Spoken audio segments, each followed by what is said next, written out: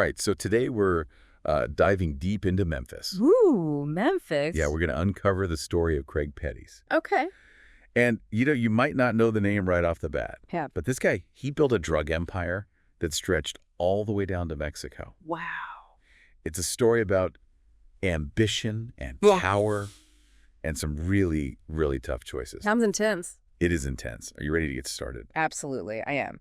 What I think is so fascinating about Petties is that it's not just like a typical rise to power. It's really about the connections between poverty and opportunity and, just that allure of easy money. Yeah, absolutely. Yeah.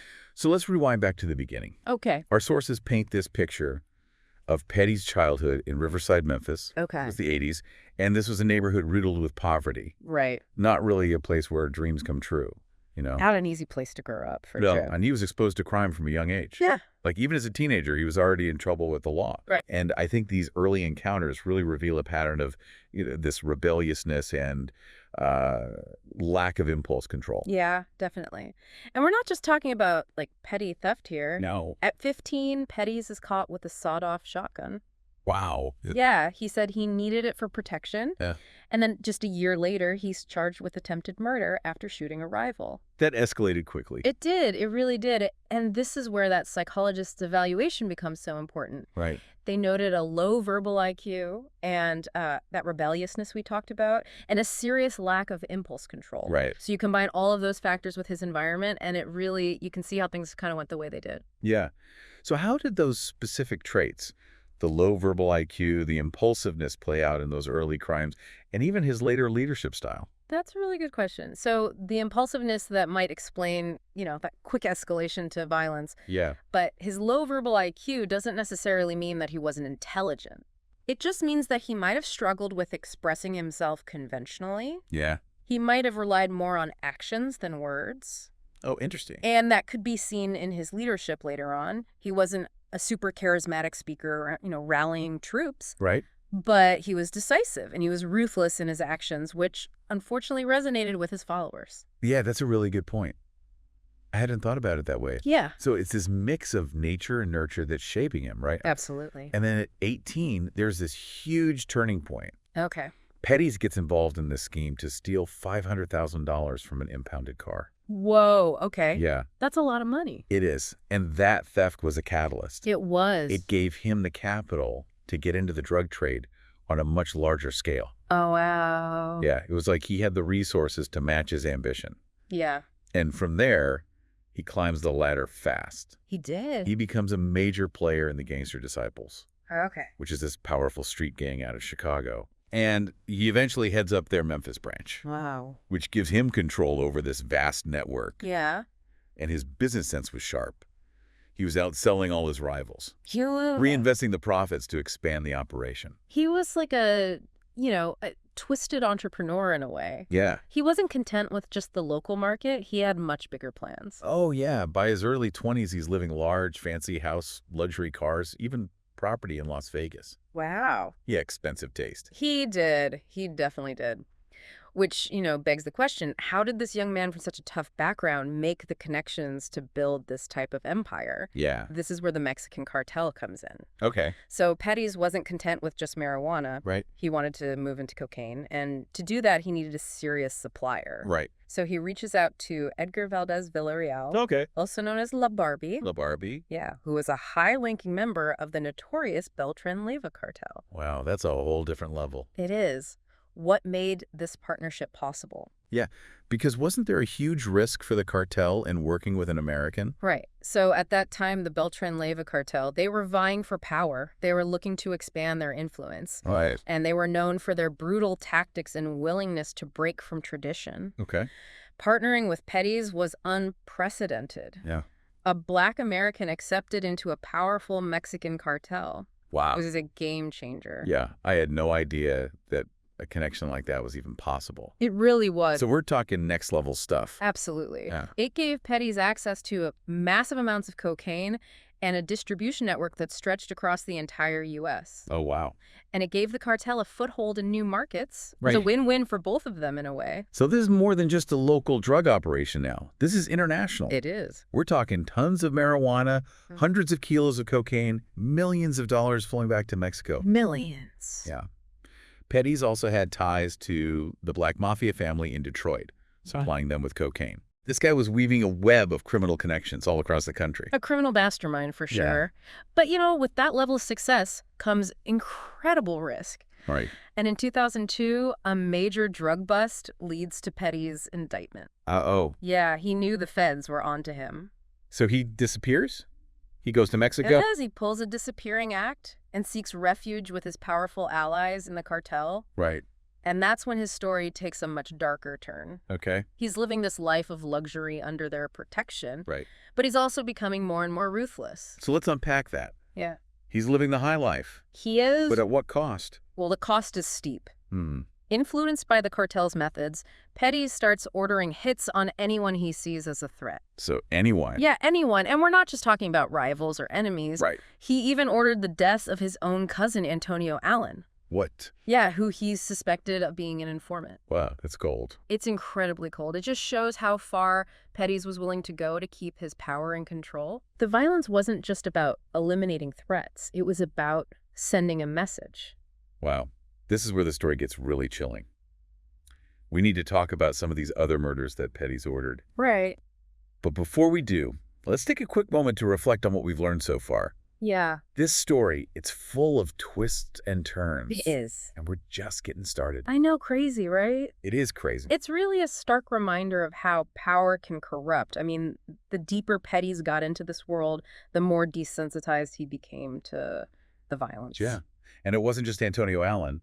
He also ordered the deaths of Latrell Small and Kalonji Griffin. Right. Small had actually impersonated a police officer to rob one of Petty's associates. Oh, wow. Pretty bold move considering who he was messing with. Yeah, a fatal mistake. It was. Petties saw any challenge to his authority, no matter how small as a threat, that had to be eliminated. Yeah. I mean, these murders were a way to enforce his code of silence. Right. So it's not even about the drugs anymore. No. It's about power and control through fear and intimidation. Exactly. Yeah. And for a while it worked. Petties' empire thrived. He was living it up in Mexico, orchestrating murders, shipping drugs by the ton. He was basically untouchable. Until he wasn't. Right. In 2008, a massive raid on his Mexican hideout brought his reign to a very dramatic end. It did. We're talking snipers, helicopters, Yeah. Mexican military swarming his home.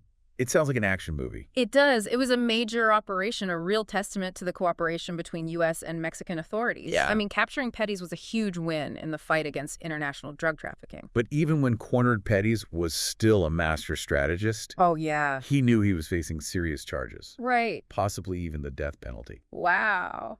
So he struck a deal. He did. He agreed to cooperate with the authorities In exchange for... the safety of his children. Oh, wow. They had been born in Mexico under assumed identities. That's a shrewd move.